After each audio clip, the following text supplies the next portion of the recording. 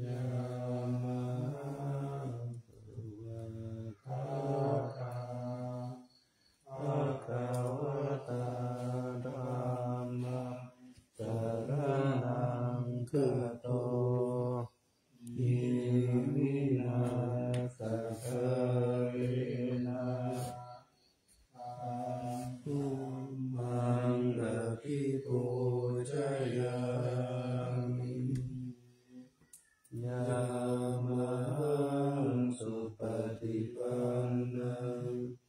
สังฆังสรณังคัจโตอิมินาสกะเรนะ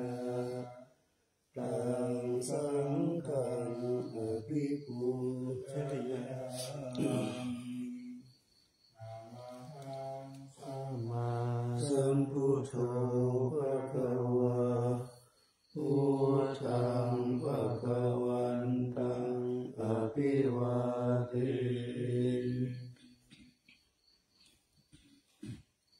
สวากขาโตภะคะวะตาธัมโมธัมมังนัมมัสสามิโตปาติปันโน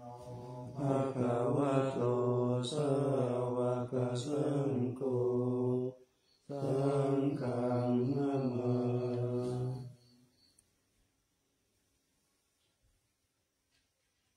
อะนะมะยะพุทธัสสะภะคะวะโตพุทธะอะนะมะกะลังอะโลมัสสินะโมตัสสะภะคะวะโตอะระหะโตสัมมาสัมพุทธัสสะนะโมตัสสะภะคะวะโตอะระหะโต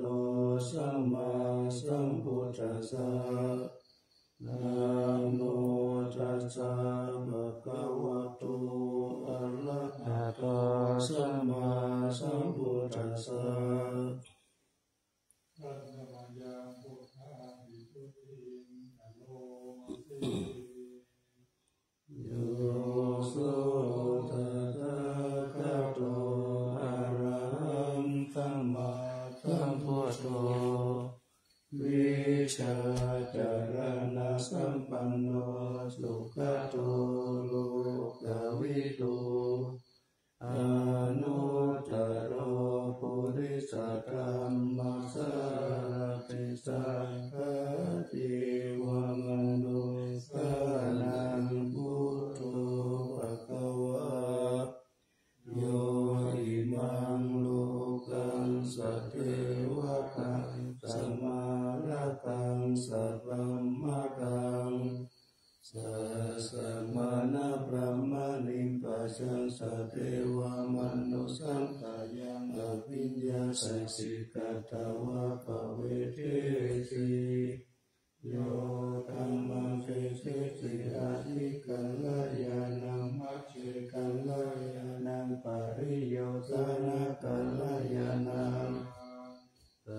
ทธังสัพพยัญชนะเกวะละปาริปุณังปาริตุตังพระมัจจาริยังปะกาเสสิธัมมังภะคะวันตังอภิปูชยามิธัมมังภะคะวันตังศิรสนะมา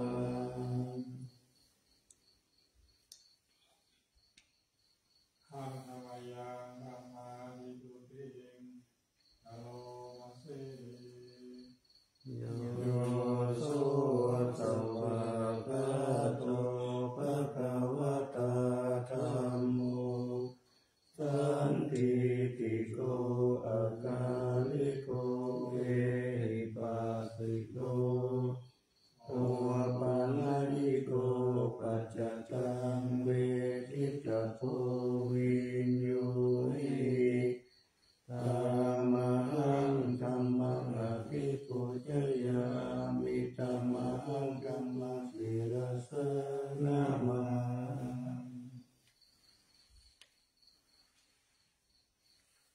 อะนะมะยะสังฆ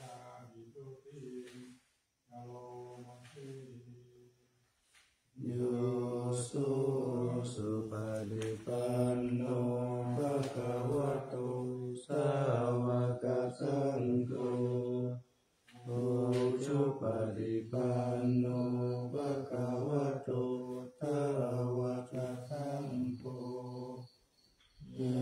ญาปฏิปันโนภะคะวะโตสาวกสังโฆสามีจิปฏิปันโนภะคะวะโตสาวกสังโฆญาติธรรมจัตตาริปุริสายุคานิอัตถปุริสปุคลาเอสะภะคะวะโตสาวกสังโฆอาหุนายโยปาหุนายโยทัตถินายโยอัญชลีกรณิโยอนุตตรังปุญญเขตังโลกัสสะธรรมังสังฆังอภิปูชยามิธัมมังสังฆังศิรสนะมา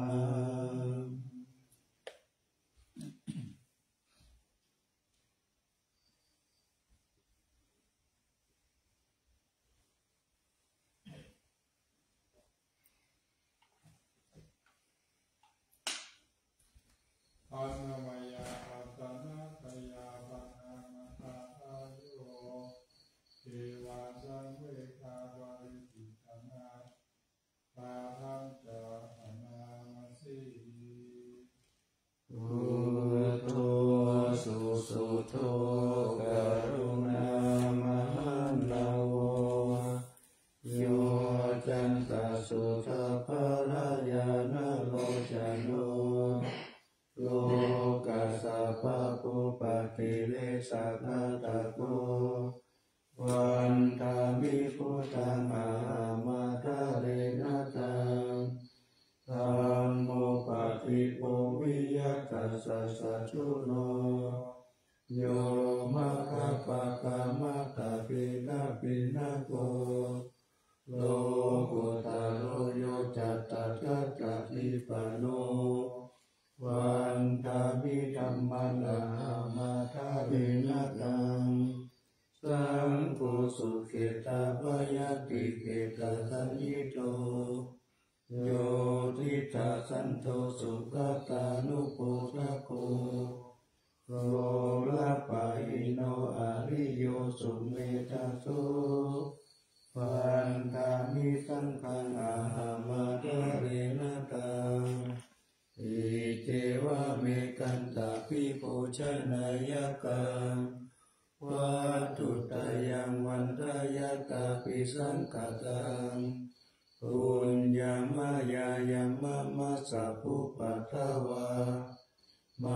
หุนตุเวกัสสะปะภาวะสิทธิยาอิทัตถะทะทะโตโลเกอุปันโนอะระหังสัมมาสัมพุทโธธัมโมจะเตสิโตนิยามิโกอุปัสสามิโกปารินิพพานิโกสัมพุทธคามิสุขตภเวทิโตมายังตังธัมมังสุตตวะเอวังชนามาชาติปิทุกขะชราปิทุกขะมรณะปิทุกขังทุกขปาริเทวะทุกขโทมานัสสุปายาสปิทุกขังอาปิเยสัมปะโยโคทุกโคปิเยวิปะโยโคทุกโคยัมปิชนะลาภันติตัมปิทุกขังสังคิเตนะปัญจุปาทานะขันธานุกะเสยติตังรูปุปาทานะขันโตเวทนุปาทานะขันโตสัญญูปาทานะขันโตสังขารุปาทานะขันโตวิญญาณุปาทานะขันโตเยสังปริญญายะอารมโนโสภะคะวะเอ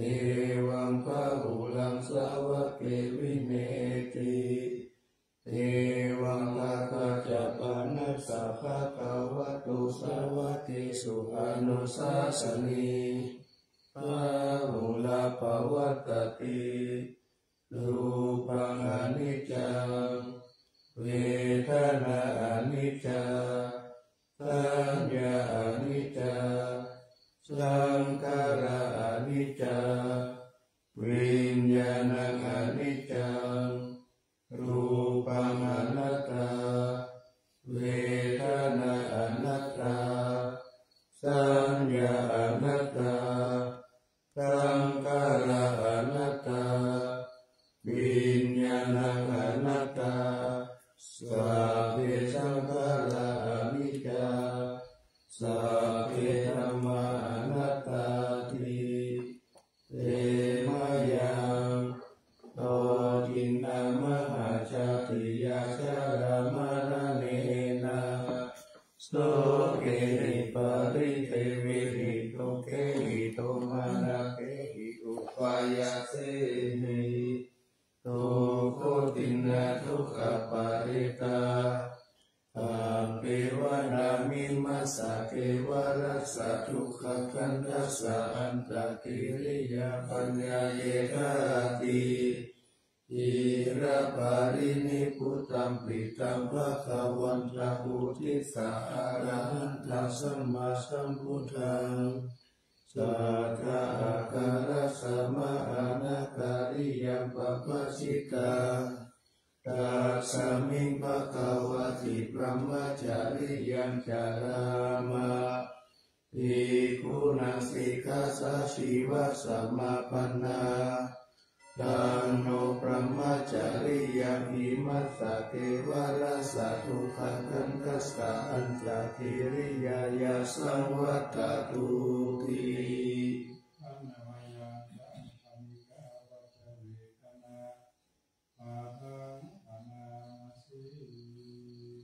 ป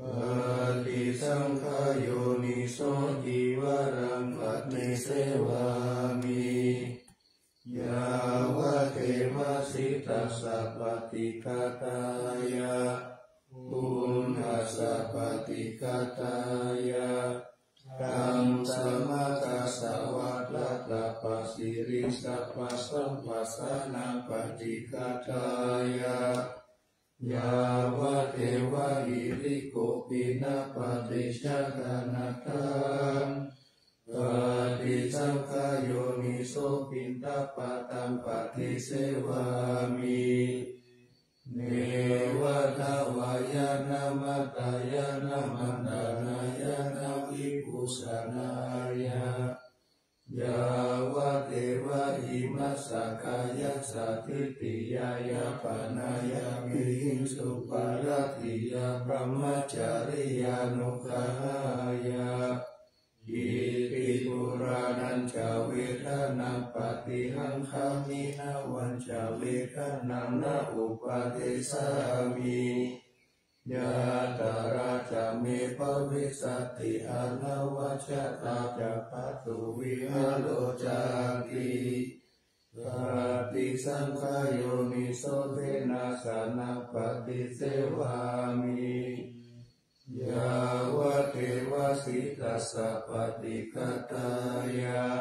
ปุณหัสสะปฏิฆาตายะตังสมะกัสสะวัตตะกะปัสสิริงสัพพะสัมปัสสะนะปฏิฆาตายะยาวะเทวะอุตุปาริสายาวิโนทนาปฏิสันนานารามะทังป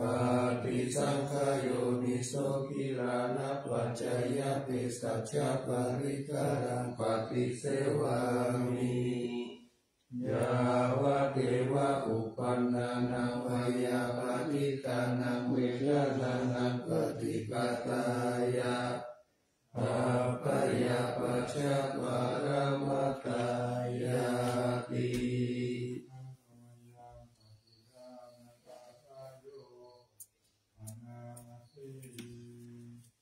ยะเทวตาสันติวิหารวาสินีทุเปกะเรโคติกะเรกาหิงกาหิงกา ชิตาโสติงการุณเตทวิหารมันตาเรเทราจามัจจานาวกาจาภิกขโวการามิกาตานปฏิอุปัสสกาธัมมาจเทสานิธัมมาจอิสราสัพพะนาพุทธาสุขิตาภวันตุเตยะลาภุจาเยปิจาอันตสัมภวาสัมเสตัสสะอัฏฐาวุปปาติกานิยานิกังธรรมวะลัมปฏิจจเตสัพเพปิทุกขสักการุณตุสังขยังปะตุจิรังสัตตังธัมโมธัมมะกราชบุคลาสังโฆตุสัมมาโควาอัฏฐายะจาหิตายะจาอามิรักขันตุสักคัมโมสัพเพปิธัมมาจาริโนพุติสัมปะปุณยามะอามิอริยปเวทิเตปัสสนาอุตุสัพเพปิปามิโนพุทธัสสะสเนสัมมาทานาภเวชันโตกาเลเตโวปวัสสตุภูติภาวายะสัตตานังสมิตังเมตุเมฆานิงมาตาปิตาจาราจังนิจังรักขันติพุทธกังเยวังธัมเมนะจานุปัจจังรักขันตุสัพพะทาอิมาตามิงกายเยเกสาโลมานะกาตันตาตาโจ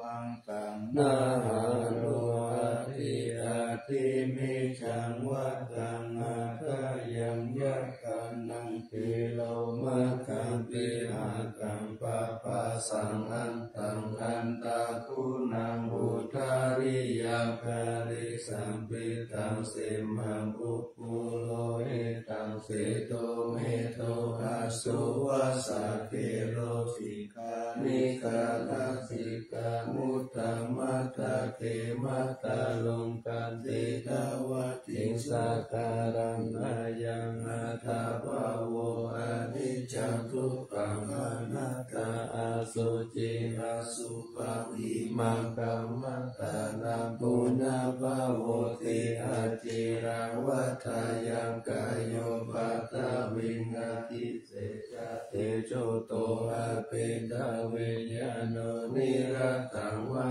กาลิงการังปัตตวิตาโตอาโปตาโตเอโชตาโตวายโยตาโตโลภะขันโตเวทนาขันโตสัญญาขันโตสังขารขันโตวิญญาณขันโตปัญจขันธาอาจัตตาปาหิตาสังขาราอนิจจโตกะอนัตตาวิปาริณามะธัมมานิจจวัฏฏสังขาราอุปัฏฐวยธัมมิโนอุปจิตวานิโรชันติเตสังโฆปัสสัมโมสุโขนามะรูปังอนิจจังขายะเตนะนิจจวัฏฏะนิพพานังนามะรูปังทุกขังขายะเตนะสุขังวัฏฏะนิพพานังนามะรูปังอนัตตาอาสารกเตนะสารังวัฏฏะนิพพานังนามะรูปังอนิจจังนามะรูปังทุกขังนามะรูปังอนัตตานิจจังวัฏฏะนิพพานังสุขังวัฏฏะนิพพานังสารังวัฏฏะนิพพานังนิพพานังปรมังสุขังอานาปานสติอิทานันทภิกขุอารัญญกโตวารุกขมุทะโตวาช สุญญาตาราคาโตวานิสิกาติปาลังกัมมาภูจิตวะอุชุมกายปานิกายปาริโมขังสติโมปัฏฐาเปตวะโสสะโตวะอาสัสสติสัตโตกัสสะสติติขังวะอาสัสสันโตติขังอาสัสสามิติปัจจานาติติขังวะปัสสะสันโตติขังปัสสะสามิติปัจจานาติรัสสังวะอาสัสสันโตรัสสังอาสัสสามิติปัจจานาติรัสสังวะปัสสะสันโตรัสสังปัสสะสามิติปัจจานาติสัพพะกายปฏิสังเวทิอัสสะสิสามิติสิกาติสัพพะกายปฏิสังเวทิปัสสะสิสามิติสิกาติปัสสัมภายังกายสังขารังอัสสะสิสามิติสิกาติปัสสัมภายังกายสังขารังปัสสะสิสามิติสิกาติปิติปฏิสังเวทิอัสสะสิสามิติสิกาติปิติปฏิสังเวทิปัสสะสิสามิติสิกาติสุขปฏิสังเวทิอัสสะสิสามิติสิกาติสุขปฏิสังเวทิปัสสะสิสามิติสิกาติจิตตสังขารปฏิสังเวทิอัสสะสิสามิติสิกาติจิตตสังขารปฏิสังเวทิปัสสะสิสามิติสิกาติปัสสัมภายังจิตตสังขารังอัสสะสิสามิติสิกาติปัสสัมภายังจิตตสังขารังปัสสะสิสามิติสิกาติจิตตปฏิสังเวทิอัสสะสิสามิติสิกาติจิตตปฏิสังเวทิปัสสะสิสามิติสิกาติอภิปโมทะยังจิตตังอัสสะสิสามิติสิกาติอภิปโมทะยังจิตตังปัสสะสิสามิติสิกาติสัมมาคะหังจิตตังอัสสะสิสามิติสิกาติสัมมาคะหังจิตตังปัสสะสิสามิติสิกาติวิโมจายังจิตตังอัสสะสิสามิติสิกาติวิโมจายังจิตตังปัสสะสิสามิติสิกาติอนิจจานุปัสสิอัสสะสิสามิติสิกาติอนิจจานุปัสสิปัสสะสิสามิติสิกาติวิราคานุปัสสิอัสสะสิสามิติสิกาติวิราคานุปัสสิปัสสะสิสามิติสิกาตินิโรธานุปัสสิอัสสะสิสามิติสิกาตินิโรธานุปัสสิปัสสะสิสามิติสิกาติปฏินิสสขานุปัสสิอัสสะสิสามิติสิกาติปฏินิสสขานุปัสสิปัสสะสิสามิติสิกาติอายังมุจจตานันตาอานาปานาสติเมตัญชาอาสุปัมภารนาสติอิติมาจตุราระกะปิปุภวยาสีลวะอนันตวิตาระคุณังคุณโตนุสรังมุนิภวยาพุทธิมาภิกขุพุทธานุสติมาทิโตสวาสเนกิเลเสโสเอโกสัพเพนิคาดิยะอาหุสุสุตัสสันตาโนปุชานัญจสัจจาระโหสัพพะการะคะเกกัมเมสัพเพสัมมาสัยามุนิสัพพะกาเรนะปุชิตวะเอโกสัมปัญญุตตังกัตโตวิปัสสนาภิวิชัยสีลาภิจารเนหิจัสสุสมิเทหิสัมปันโนภะคะนาเปหินายะโกสัมมาทัตโตสุปัฏฐานังนะโมขวัจโนจะโสทิวิกัสสะปิโลกัสสายตานิราวัสติสัตโตอเนเกหิกุโนเกหิสัพพะสันตุตโมอาหุอเนเกหิอุปาเยหินารักัมเมฆเมหิจะอิโกสัพพะสัลโลกัสสะสัพพะอัตตานุสัสสะโกภะคายะอิสาริยะทินังคุณานังภาระโมนิติปัญญายัสสะสัพพะธัมเมสุข การุณาสัพพสันตุสุอัตถทานังวาระทานังสัพพิกาคุณสิทธิกาทายายะปรมิจิตวปัญญายะทานามุตตาลิอุตตาลิสัพพะธรรมเมสุตายายันเยจะอุตตาลิทิสามโนปิตาวะสารุปกายโยอาชินตายโยอาสัตตายายันเยธัมมกายเยกาตาวะกติพุทธานุสติภาวนาอัตตุปามายะสัพเพสังสักกานังสุขกามตังวาสิตวะกามโตเมตังสัพพสันติสุภาวะเยสุขิภาวายานิทุโกอาหังวิจังอาหังวิยานิตาจเมสุขิโหตุมัจจกัญจตเวริโนอิมัมมิกัมมะเกตัมมิสัตตาโหตุสุขิสัตตาตโตปารัญจาลเสสุจักขวาเรสุสันตุโนสามันตจักขวาเรสุสัตตานันเตสุปานิโนสุขิโนปุคลาบุตระอัตตะภวะสัตตาสิยงตถาอิติปุมาเกวะอาริยานาริยปิจเทวานาราอัปปายทัตสักขิสาสุจติเมตานุสติภาวนาอวิญญาณสุปานิปัสสาวิญญาณสุปังอิมังกายังอสุปโตทัสสะอสุปังภาวะเยยะติวันนะสันตานะคันเตหิอาสโยกัลกะโตตัตถะปฏิปุรานิกายเมตุนะปันติตวิโสรัสสะปฏิตัมมาภิกุณะปัจเจกุจังคายานิสิตังอัตตาโรหิอสุจิตัสสะกายเมตุนะเปจิตังกิมมิทิมิวะกายโยยังอสุจิมิสัมมุติโตอัตโตอสุจิสัมปันโนปุณณวัจจันตุติวิยะอสุจิตัสสะเตนิจังยัตถาเมตตาตาริกานานาทิมิวะปุลาวะโสปะกะจันตานิกาวิยะคันตะปุโตโรภะปุโตวันนะปุโตสมุสโยอาชิติโตเตติปุโตภะปินะปุณะภุปะโมติอาสุภานุตติภาวนาภาวตติปะตุญญายาสายุสันตติยาคายาปารุปามายะสัมปัสสัมภวะเยมาร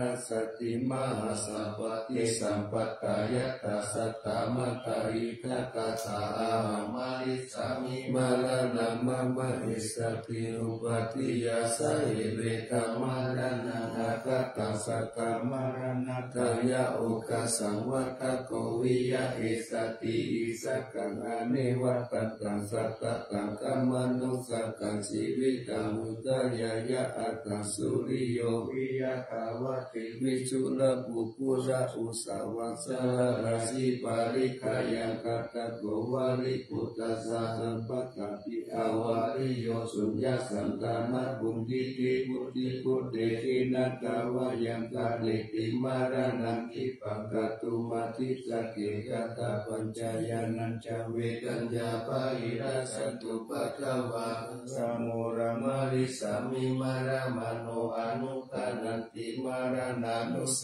ติภาวนาภเวปัจจตุรารัตถะอวัสยังอนันตารมหาสังเวกวัตุนิอัตตาติตาวิริโยชติชราปยาติจุติอปยาติตาอปัตตะกวัตทุกขังอิตานิอาหาราทาเวสิทุกขังสังเวกวัตุนิอิมานิอัตตาปตุจัสสยามะปิเจวะอิมังวิทิโยอาเสวติสัตตมะตาหิลาภิลาภิปปุติโตติวิปุระหะตาปาริปันโตเสตังสุขามุนิวัสสันตมะตังสุเกนะตินะมะมิพุทธังคุณาสักการันตัสสะตัสสะตาหุตุสุขิอาเวรากายโยสิกันโยสักกะโลทุกขันโตคัสสันติสัพเพมารณะอาหันจานามะมิธัมมามุนิราชาเตสิตัสสะตัสสะตาหุตุสุขิอาเวรากายโย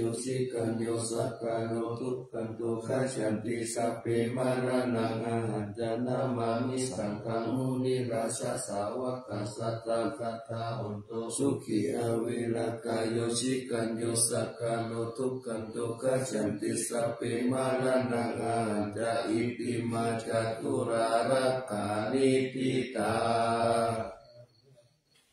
สนาคาพุทธาเจตวามารัมสาวาหังจตุสัจจมัตตาลังสังเยปิวิสุนาลาสัพพะตันนังกาลกายโยพุทธาอัตถวิสัตตินายกัสสะเปปฏิทิตามัยหังมัตตเกเกมุนิสารสิเสปฏิทิโตมัยหังพุทโธธัมโมทาวิโรจโนสังโฆปฏิทิโตมัยหังปุเรสัพพะคุณากาโลหะกะเยเมอนุรุตโตสารีปุตโตจัตตคิเนโคทัญโยปิปิปัสสะสามิโมคัลลาโนจาวามะเกตะคิเนสาวะเนมัยหังอสุมานันตาลาหุลักขัสสะโพจามหานาโมอุปสุวามะสุตะเกเกสันเตปิปิปัสสะสามิตุริโยวะปะปังกาโลนิสินโนสิริสัมปันโนโสภิโตมุนิปุงคโวกุมาระกัสสะปุเถโรมาเหสิจิตาวะตะปุโสมัยหังวะตะเนนิจัมปติตาสิคุณากาโลปุณโนอังคุริมาโลจาอุปาลีนันทสิวาลีอิเมปัญจมหาเถระนาราติติละกามัมมัสสิสาสิติมหาเถระสิกาวันตาชิโนรัสสะสลันตาสีละเตเชนะอังคะมังคิสุสันติตารัตนาภูรัตโตอาสิกาคิเนเมตาสุตตะกัมปัจจคัมปัสสะโตอาสิวะเมอังคุลิมานะกังขันธโมระปาริตัญจาอาคานาติยสุตตะกังอากาเสจัตตานังอาสิเสสะปะกาลสันติตาทินานังวาระสัมยุตเตธัมมะปะกาลนังกเตวะสัตโตเมจคิเตนะสัมมาสัมพุทธปัญชาเรวตาปิตาทิสัจจาภริรัตตันตุปัตตวังอันเตสาวินายังยันตุอนัตตะคุณเตสัสสะสินาปัญจลัมมัจจมิวิหารันตามหิตาเลสัทธะปะเรนตุมังคเปเตมหาปุริสัสสะปะอิเจวะเมตโตระโกสุระโกพุทธานุภาเวนะสิตุปัตตะโวธัมมานุภาเวนะชิตาริสังโฆสังฆานุภาเวนะสิตันตารายโยจารามิธัมมานุภาวะปาริโตติชยปัญชระปนานาสักตานิติตาอิทัจจตาเทวจัตตาพรหมจัตตามหาพรหมจัตตาอิสิจัตตามหาอิสิจัตตามุนิจัตตามหามุนิจัตตาปุริสัจจัตตามหาปุริสัจจัตตาจักขวัตติจัตตามหาจักขวัตติจัตตาพุทธจัตตาปัจเจกพุทธจัตตาอรหันตจัตตาสัพพสิทธิวิชาการนัจัตตาสัพพโลกัจจริยานัจัตตาสัพพโลกัตติปฏิยานัจัตตาเอเตนะสัจจวัตเถนะจุยาสุวัติโหตุตุยาสวายานะโมพุทธัสสะนะโมธัมมัสสะนะโมสังฆัสสะสยะทินะโมโลหุนุสายามิสายโยธัมโมโลเกอนุตตโรสัพพสัตตาหิตตายะตัมตาวังกันหาหิเทวะเตปาลิวัจเจนะสัตตันเฮอามานุเตมิภาวะเกปายะเกนะเกวิเศปุเตระกาลมารเนนะวะสัพพสัมมามารานะมุตโตสัพเพตวะตาระมาริตัมจัสเสวะอนุภาเวนะหุนตุเทโวสุขิสัตตาสุตสีลาสัมมาทายะธัมมสุจาริตังกาเลกะเสวะอนุภาเวนะหุนตุเทโวสุขิสัต ตาภิกิกาทิติกังปุชตานังวัจนังการุงปาลิกันติสนะสุตวตัตตะอายุปวัตติสักขะตวพุทธรัตนังอุสตังอุตตมังวารังนิตังเภวมนุสานังพุทธเตเชนะสุทินานัสสันตุปัตต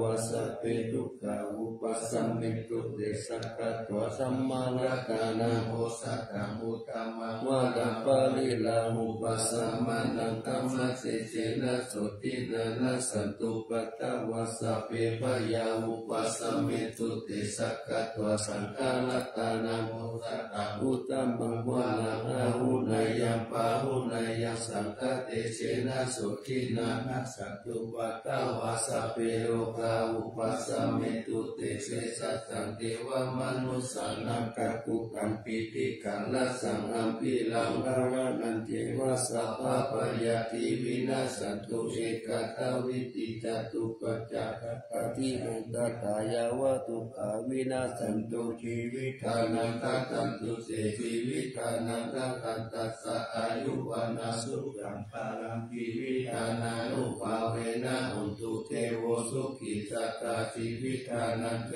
โยตัสสะโอสักขังอุตตมังวะลังสารีลังทุกขังนาเสติเวชจังจานามุตตัมมัตตัสสะมาการยะกัลลายานังนิจยะสัมปาลายานังปุญญานิปาลาโลกัสสมิงปฏิตาหุติปะนินังอิมินาสีวิตาเยนะตุมากังอิภวิตติติกายุกัสสะตาหุนตุสุขิตาหุนตุสัพพะตายโยสุรัตติสักกะตัสสิลาวันเปสุตติสุนานาทานังวะรังกัตถวสีวิตานังมหาปาลังเอวะมหิติกาเอสายะติตังปุญญสัมปทาตัสสะมาธิราปัสสังสันติปันติตากะตะปุญญตันติกาติอุณัสสาวิชโยนิทิโต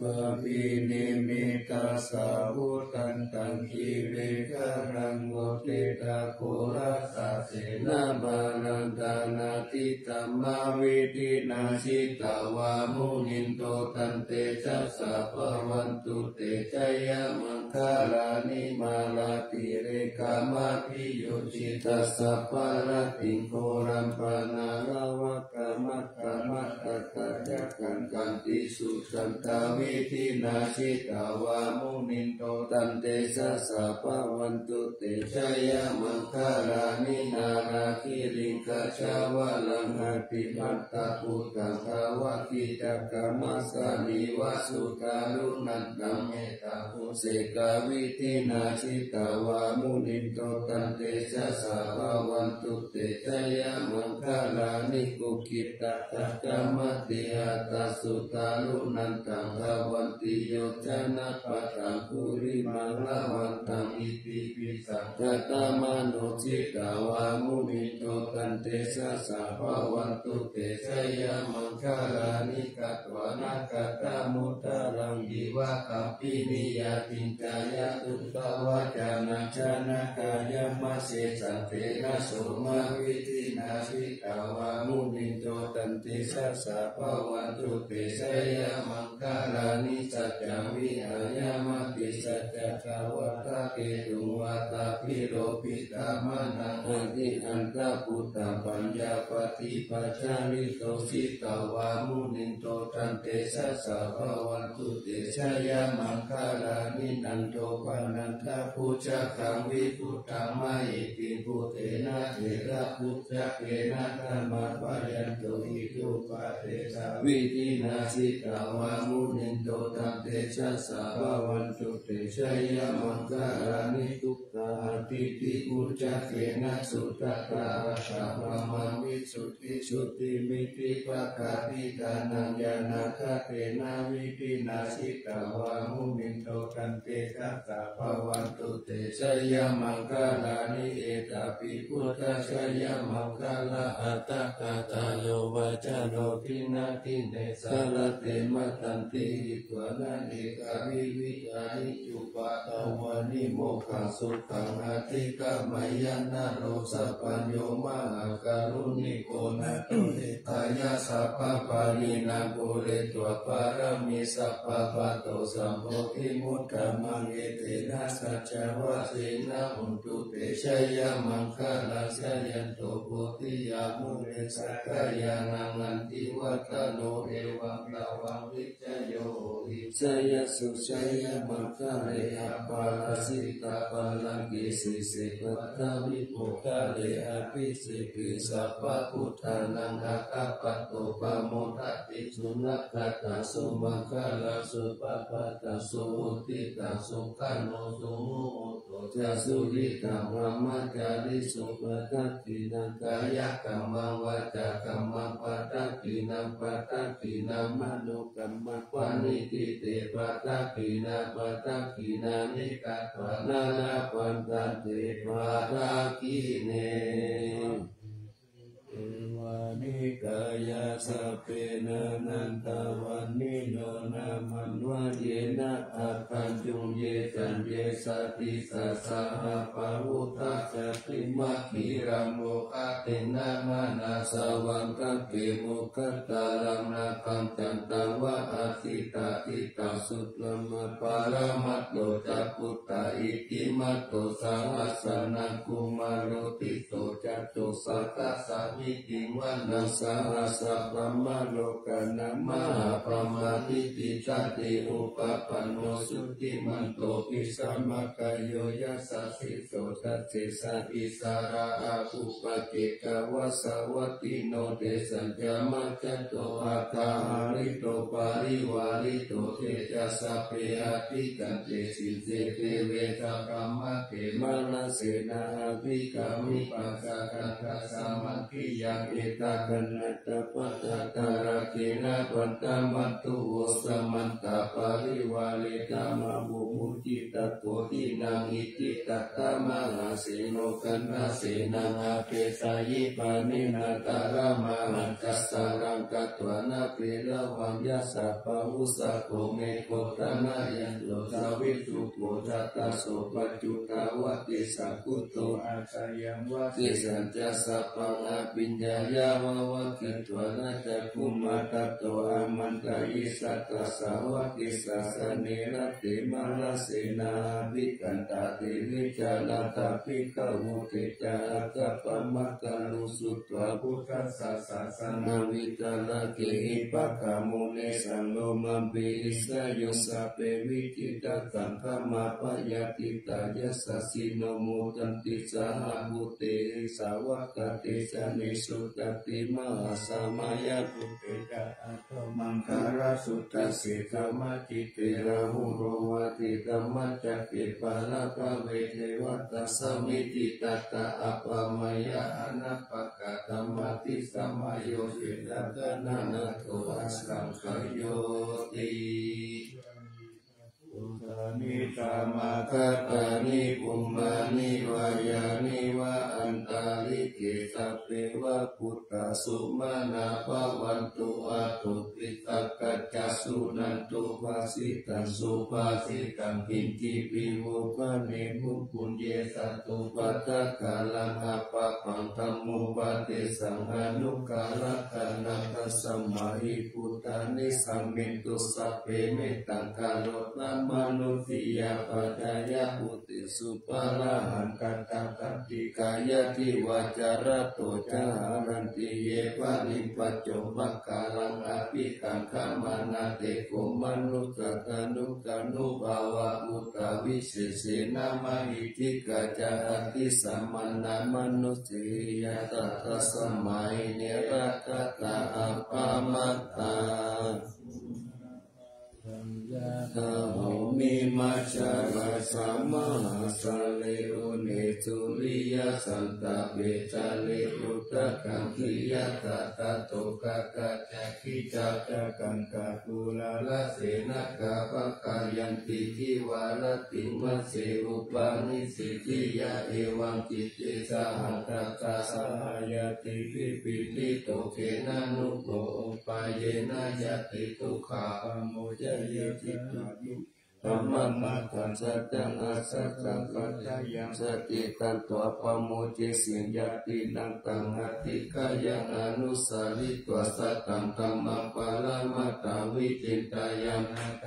สัจจกิริยังยังโลกิตุวัสสัตตังยะโตสารามิอัตตานังยะโตปันโตสามิวิญญูตังนามิชานามิสันติจาเอกปันนามิสิตังเอเตนะสัจจวะเจนะปัสสุโนอาภิวัสตุอาภิธานายะปัสสุนานิปิงกะกัสสนาสยะกะกังสุกายะรัญชิหิมัจฉิสุกะปโมจยะสหังกติสัจจวะเลปัสสุโนอาภิวัสิยะกาลามินัญจาปุริโตจาเนนะอาภิวัสตาเอวะโลปังสัจจวะลังกัตวะวิริยมุตตัมมังวะสาเปสิมะเมตังสัจติสัพพะราสิตุสัจเจนะเมสามุนัตติอิสามิสัจจปารามิติอุปาโตสุขัสสะธัมมะเทศนาสุขัสสังกัสสะสัมมาทิสัมมากัลลังตาโพสุโภคติโยเสตุสเนตัสสะมิเยปุคคะปฏิชายิโนวิชาชารณะสัมปันโนโสเสตุเทวมนุสิเทวตาปฏิหาติโจรติมาภาติจันติมาสันนัตโตกัปปิโยกัปปติชายิตาปฏิพรหมโนอัตตสัพพมโหรัตตังพุทโธตัปปติเตชะสาปารามาราปัสสันตุทิปารามังทานังวิสัสสะปารามายตินิพพานังปารามังสุขังปฏิสังขารโตธัมมานาวิจโยตัถาวิริยังปิติปัสสติโพสังฆาจัตตะวะเรสัมมาทุเปกะปุชังกาสัพเพเตสัมมาทัสสินามุนินาสัมมาตากาตาภาวิตาบาหุลิกาตาสังวัตันติอาภิญญายานิพพานายะจักขุทิยาเอเกนะสัจจวะเชนะจุติเตหอนตุสัพพะตาเอกะสัมมิตามาเยนะโตโมคคาลานันจกัสสะปังกิลาเนตุขิเตติตวะปุชันเตสัพพะเตสะหิเตจักขังอภินันติตวะโรกามุติสุขังคะเนเตนะจัจจวัชเชนะโสติเตหอนตุสัพพะตาเอกะตะธัมมาราชาติเยนะปิปิริโตจุมทัตเตเรนะขันเยวะปะนาเปตวะนาสาตารังสัมมุติตวะจะอาภะตะธัมมาวุฒาสิทานาโสเอเตนะสัจจวัชเชนะโสติเตหอนตุสัพพะตาปะหินาเตจะอาปะตะตินังนัมปิมะเหสินัมมะขันตันติเลสาวะปะตานุปติธัมมะตังเอเตนะสัจจวัชเชนะโสติเตหอนตุสัพพะตาลักขณัตตายานุภาเวนะลักขณัตตายะเตชะสาวะสิลกิติยาวัสสะตายะติตานาอินทิราโลกาอัปปยาหุตุนิทุกขานิรูปัฏฐวะติกายุกะภะลังสัมปันนาวันโนเปตาสุขิติตาเอเตนะสัจจวัชเชนะสุติตัสสะโหตุสัพพะทาวินิโมโตสัพพะสันตาปวชิโตสัพพะเวระมะติกันโทยะตาติปุญญานิโพโต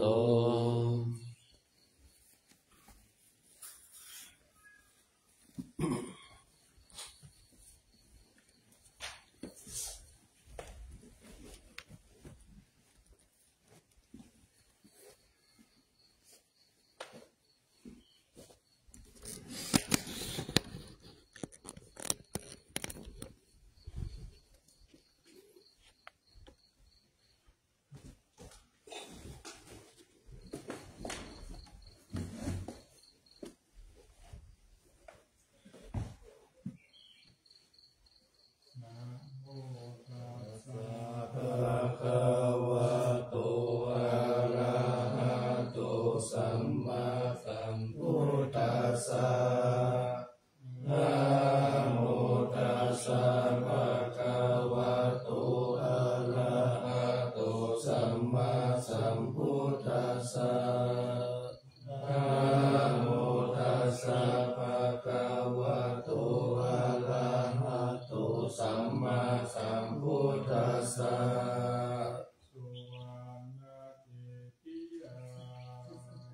เยสาวารา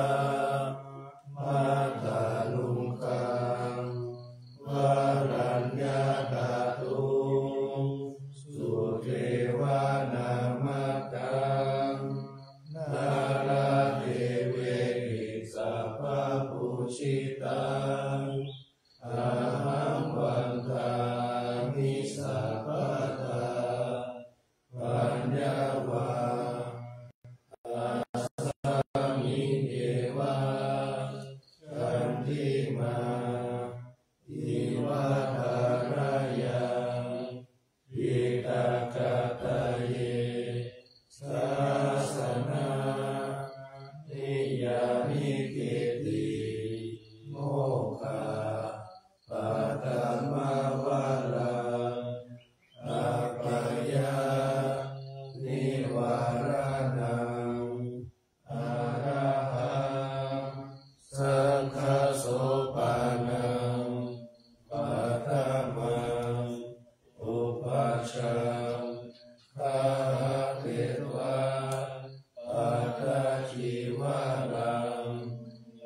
ยังชาตา